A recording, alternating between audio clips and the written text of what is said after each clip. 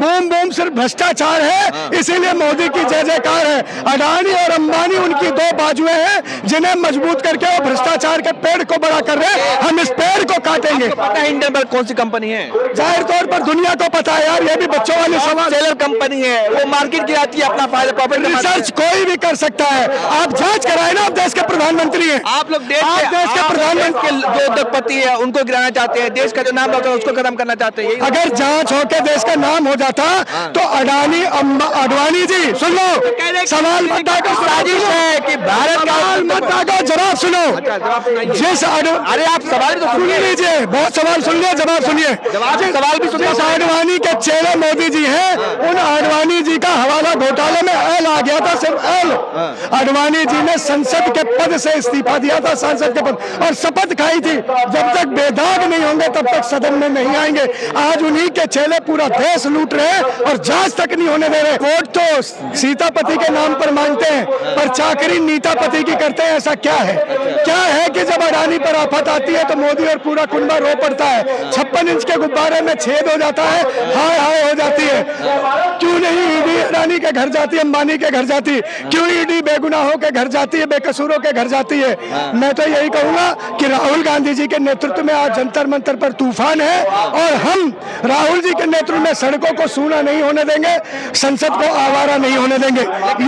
लेकिन सेबी चीफ माधवी बुच जो है वो कह रही है पूरी तरह से निराधार आरोप है, बेबुनियाद आरोप है। कब किस चोर ने कहा थाने में जाके मैंने चोरी की है? वो तो दरोगा कहलवाता है ना कि तू चोर है। मानती है क्या कभी चोर? कभी किसी चोर ने कहा आज राम जी के पथ पे चोरी हो रही है? चंपत राय ने बोला क्या गुल्लक से मैंने चोरी की?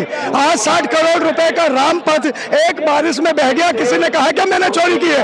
10 से ज्यादा लोग बैंक भारत का लूट के भाग गए, क्या उन्होंने कहा हम चोर हैं?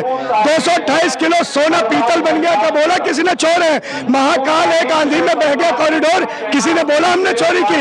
लीकेज हो रहे, वंदे मातरम टपक रही है, एयरपोर्ट गिर रहे, पुल जल समाधि ले रहे, प्रश्न आने से पहले उत्तर आ जा रहे, कोई कह रहा मैं चोर हूं? नहीं है ना, चोर तो पकड़ा जाता है, चोर बोलता नहीं है। तो क्या लगता है कि जिस तरीके से सरकार कह रही है कि ये बार बार ये कहा जाता है भाई कि मतलब कांग्रेस को कुछ मिलता नहीं, बस एक ही मुद्दा अडानी, एक ही आरोप, बस ये हिंडनबर्ग कहाँ से लेकर के चले आते हैं, बाकी और कोई मुद्दा ही नहीं इनको। हिंडनबर्ग कोई कांग्रेस है क्या? वही तो वो आप ही खड़ी हुई का आरोप लगा रही कि आपने खड़ा किया उसको। हमने खड़ा किया। तो हमने खड़ा किया तो जांच करा लो अंबानी की। अंबानी से इतना प्यार क्यों है कि मोदी उनकी दीवार बन जाते हैं? अंबानी से इतनी चाहत क्या है कि उनकी राहत पर बरस जाते हैं? अंबानी से इतना अपार प्यार क्या है कि मोदी सब कुछ दांव पे लगा देते हैं? अंबानी से ऐसा क्या लगाव है? देश जानना चाहता है कि जब अंबानी पर हमला होता है तो मोदी बिलख पड़ते, रो पड़ते, करा उठते।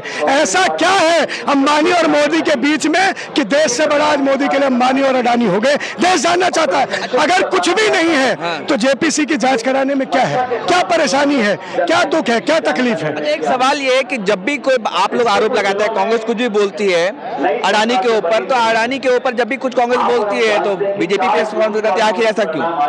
कहते हैं ना जिनकी जान तोते में, अडानी और अंबानी तोते हैं मोदी के। अगर जरा सा भी तोते का पैर दबाओगे मोदी जी का पैर दर्द होने लगेगा, गर्दन छुओगे मोदी जी की गर्दन टेढ़ी होने लगेगी, और अगर थोड़ा सा मरोड़ोगे तो दर्द हो जाएगा। मोदी की जान, प्राण, सम्मान, अभिमान सब अंबानी के पास है। अंबानी को बचाने के लिए वो प्रधानमंत्री है, न उन्हें किसानों को बचाने। अडानी दोनों ही उनके लाडले।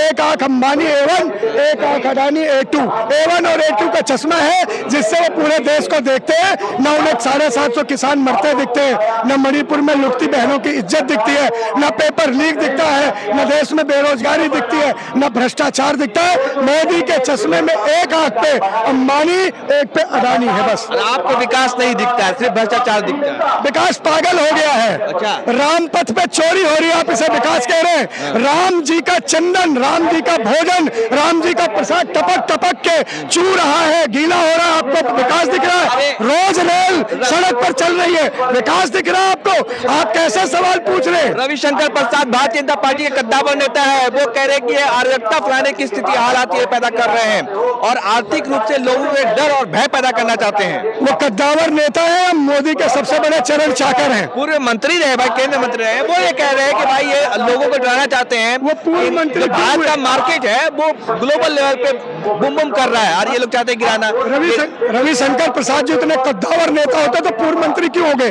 आज फिर से चरण चाकरी किस लिए कर रहे हैं? फिर से मंत्री बन जाए। ये मंत्री बनने के लिए, संतरी बनने के लिए देश को गिरवी रखने वाले ये चरण चाकर, मोदी का अभिनंदन और मान करने वाले इन लोगों को अगर नेता कहेंगे तो नेता होने पर शर्म आती है, लज्जा आती है। ये सिर्फ चरण चाकर लोग हैं, इन्हें न देश दिखता, न देश में बहनों की लुटती इज्जत दिखती है, न हाहाकार दिखता है, न सड़क पर चलती रेल दिखती है, न छत टपकती संसद दिखती है, न लुटता हुआ रामपथ दिखता है। इन्हें सिर्फ मदन की वंदना। अब मोदी जी देखे जा रहे हैं यूक्रेन, पहले रूस के, यूक्रेन के, अब मोदी जी वॉर रुकवा देंगे। जब भी देश में आफत आती है मोदी बोले, मोदी की तरफ पूरी दुनिया देख रहा है। मोदी की तरफ अगर पूरी दुनिया देख रहा होता ना तो आज देश की आर्थिक स्थिति इस गर्त में नहीं होती। यही तो कह रही है बीजेपी कि हमारे देश की अर्थव्यवस्था आगे बढ़ रही है, ऊपर उठ रही है और ये लोग डर का माहौल पैदा करना चाहते हैं कि भाई कोई शेयर मार्केट पैसा न लगाओ। लोग आज मार्केट बूम कर रही है। कहाँ बूम है?